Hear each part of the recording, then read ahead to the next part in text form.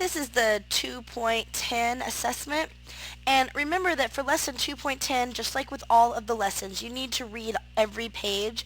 I'm starting on the last page here so that I have plenty of time to go over everything. But you are expected to read the entire lesson, pages 1 through 5, and any sub pages that are on each of the pages.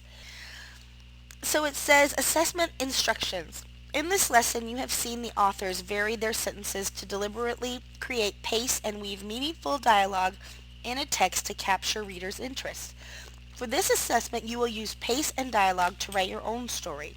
Use the author's worksheet storytelling author's workshop storytelling worksheet to guide your writing. So when you click on this link here, that worksheet is going to open up.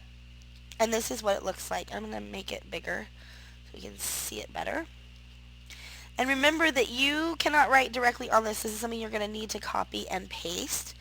So it says, as the author of this story, you can write about anything you choose. Your final story can be as short as half a page, but it must be a complete narrative with a beginning, middle, and end.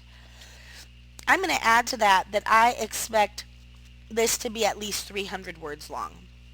It can be anywhere from 300 to like 2,000 depending on what kind of a writer you are, but it does need to be at least 300 words.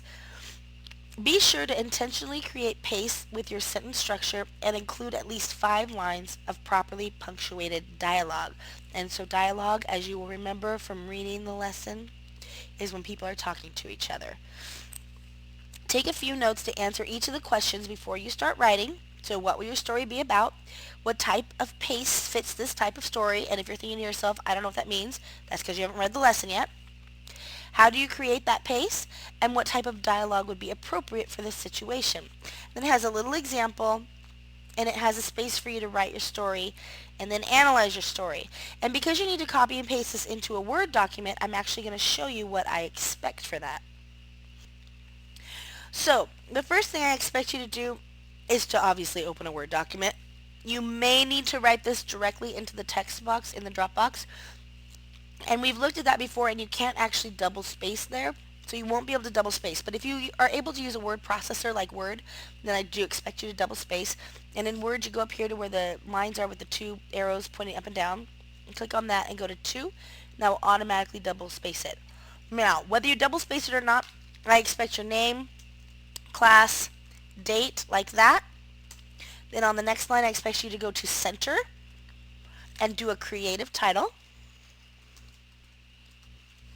And then go back to the left and hit the tab key to indent and then begin. Okay? When you're done with the whole story, at the very bottom, this is where I expect you to have cut and paste from here. Because at the very bottom, I expect the answers to the Analyze Your Writing. So you can put those there, or you can just type them however you choose. And then I want you to answer these thoroughly, completely, and in your whole paper I expect, of course, the basic rules of grammar, punctuation, spelling to be followed. I expect you to run a spell check. Your answers to each of these questions need to be at least 100 words long. Don't just give me quick little answers. I expect complete and thorough answers and complete sentences. Okay? So, that's what you're going to do. This is a very creative assignment. You get to be creative. You're writing a story. Remember that it needs to have all the plot elements. It needs to have a beginning, middle, and end. There needs to be some kind of a conflict, and your characters need to talk to each other. Don't forget to read the lesson. And if you have any questions, just let me know. And good luck. I can't wait to read your stories.